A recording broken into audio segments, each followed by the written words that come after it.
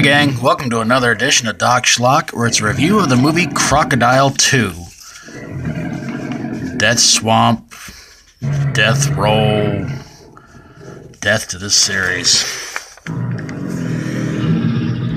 This one's about 4 bank robbers who are trying to head to Acapulco and they hijack a plane. But of course, as you would expect, everything goes wrong when one of the hijackers shoots the co-pilot. The plane crashes in the swamp where the previous movie took place at. And half the plane explodes, the other half somehow survives when it's split in half when it hits the swamp. So the 4 hijackers decide to try to use whoever they can that was not injured in the explosion, and have them carry their bags with money and personal belongings across the swamp. Zach, who is pretty much our main male hero, or one of them, is trying to search for his stewardess girlfriend, Mia, who is also involved in the crash and the whole situation, as you would probably have guessed. Well, sometime after the plane crashes, the hijacker sees a crocodile, shoot it, and kill it. Unfortunately, it's not the same one from the first one. Apparently, it's a baby from the Mama Croc from the first one. So yeah, Mama Croc is back, ready to eat whatever she wants to. Anyway, long story short, Crocodile goes and eats pretty much everybody that there is, except of course for Mia and Zach. They're reunited towards the end of the movie, and Max, the leader of the hijackers, takes a tracker's helicopter hostage, in which the tracker's name is Roland. And Max thinks that, he's going to get Roland to take him wherever he wants to go, but unfortunately Roland is able to get into a struggle with him, shoots Max out of the helicopter, and Roland says, "I'm going to go back and pick up Mia and Zach," which unfortunately does not go very well, as the crocodile leaps out of the water, pulls Roland and the helicopter down into the swamp, causing it to explode. Obviously, this is not the end of the movie just yet, because Mia and Zach have not yet had a chance to do anything. So they get on a lifeboat, rev that sucker up, start pouring gasoline all around the swamp, causing the crocodile to chase them both. Mia strikes up a special lighter that she got from Zach, lights up the gasoline on the swamp, causing the crocodile to explode. Once again, if you don't know what to do with a giant sea or lake or swamp creature, blow it up. That'll take care of it every time.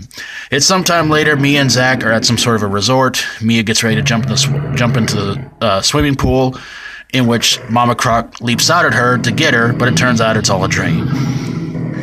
Before the end of the movie, we see a big overhead shot of the swamp, and you hear what sounds like possibly another crocodile. Or it could be Mama Croc, who knows. But so far, there's not been a Crocodile 3, but yeah. So why did this movie suck? Well, the characters in this one were a little bit less annoying, but they were just about as whiny as the ones in the first one. Mama Croc didn't look all that good in this one either. A lot of the crocodile effects were really, really fake, really, really bad.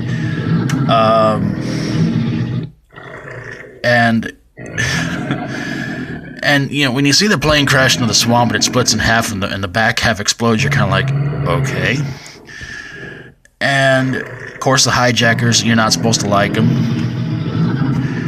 And there's just so many things in this movie, you kind of sit there and think to yourself, it's like, man, that just defies logic, which is kind of stupid anyway, too. So, of course, you go with the ending, it's like, what are we going to do with the crocodile? Let's blow it up. Works in those shark movies, so why not? And,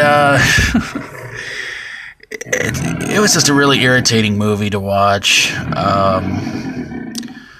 The only one who comes back for this one is, of course, a crocodile, and the only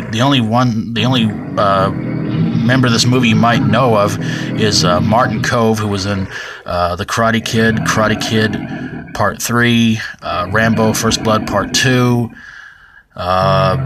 He's been in a lot of movies, and at least in this one he tried to play a good guy, so that was pretty decent of him to do that. I'd probably say that'd probably be the only reason to watch this movie, because Martin Kove actually turns in a pretty decent performance, but it was nothing really all that special. So, yeah. So the whole movie's a complete bore, idiotic, defies logic, and nothing I would really want to watch again. And I pray to God I never do. But there you guys have it, a review of Crocodile 2.